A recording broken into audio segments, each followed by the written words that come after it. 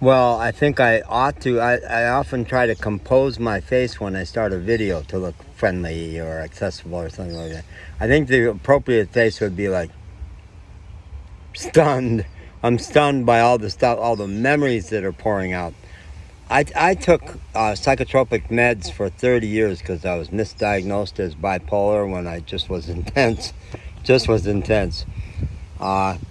And in the 3 years now, maybe four, it's probably 4 years now that I've been completely off of meds, my memories are coming back. So many memories are coming back. And I know it happens in later years that you remember stuff from earlier in life.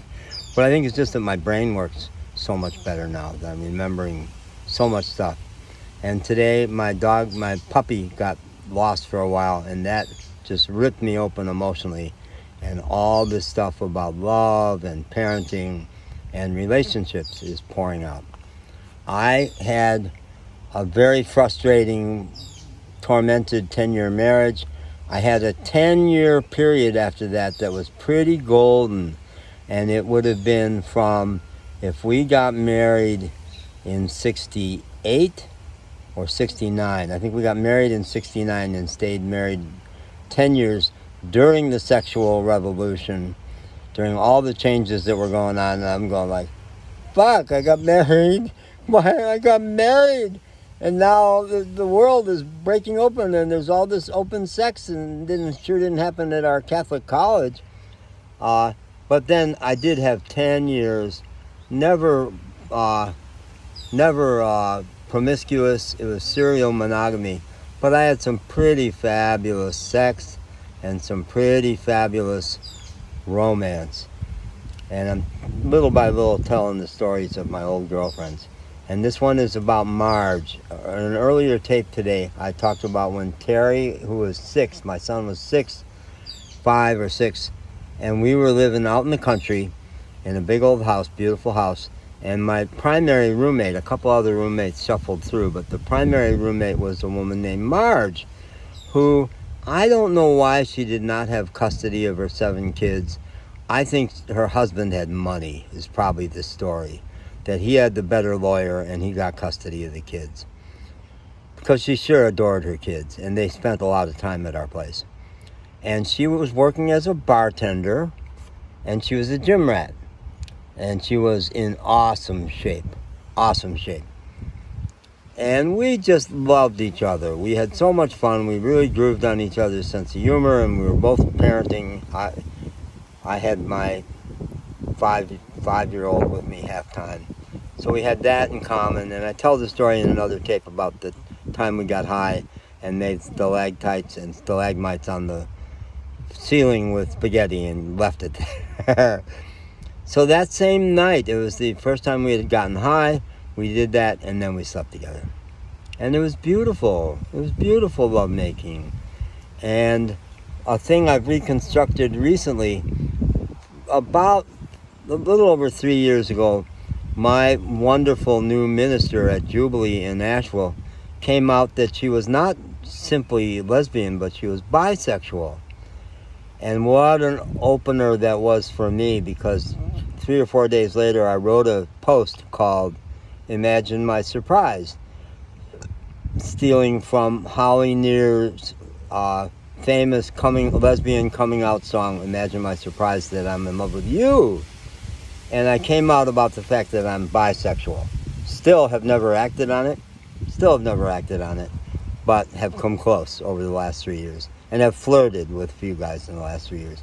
And one of the things I've realized along the way is that my sweet spot, where I just get totally woozy, is either really beautiful men or really hard women, masculine women.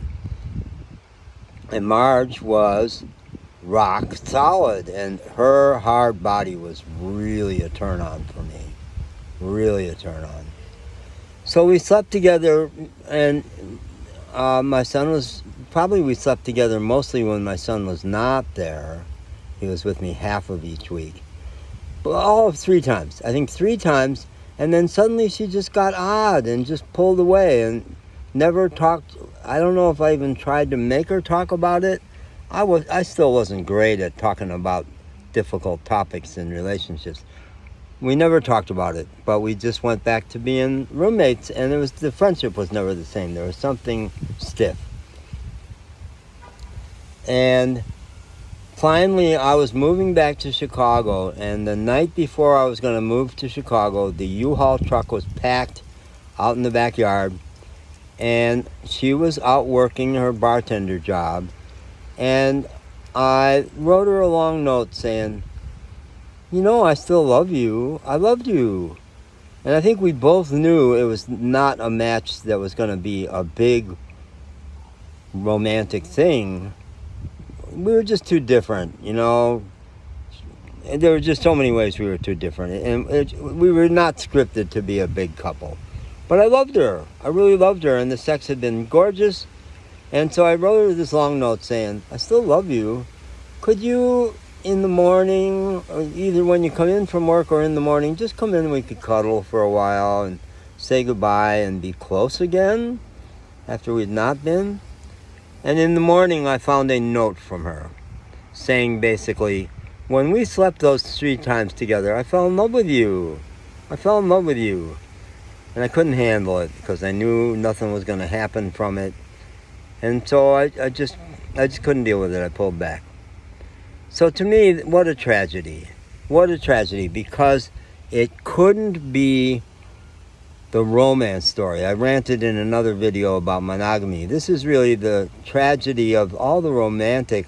No, I'm a big romantic, but the idea that it's supposed to be like the storybooks and together forever and stuff. So because she knew it wasn't going to be that, she cut herself off from having a really great thing. We had a great thing together.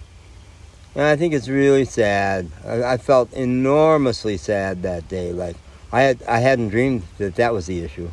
In all my agonizing over what the hell happened here, it never occurred to me that she was in love in a way that's supposed to mean the relationship looks a certain way.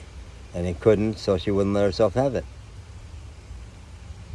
I tracked her down on Been Verified probably close to 3 years ago. I think she's still in that, at least according to what I found, she's still in that same little town where we had lived together.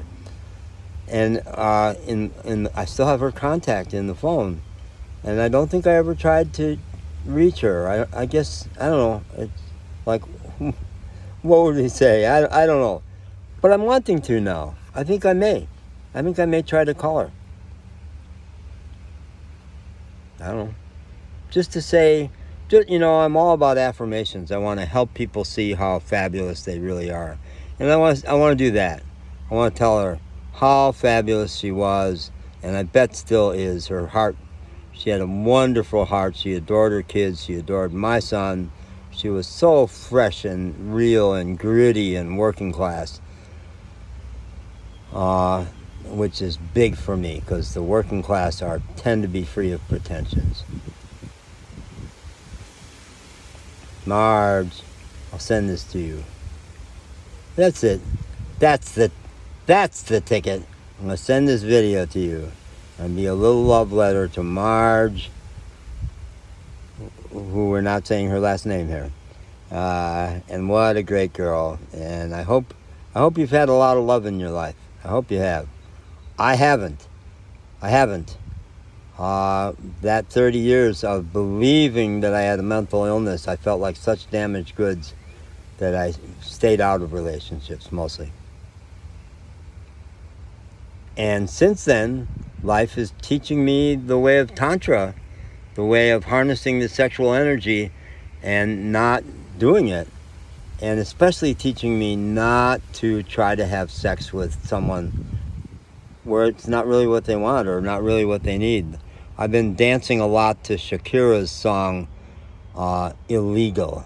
It should be illegal to break a woman's heart by deceiving her. And I get that.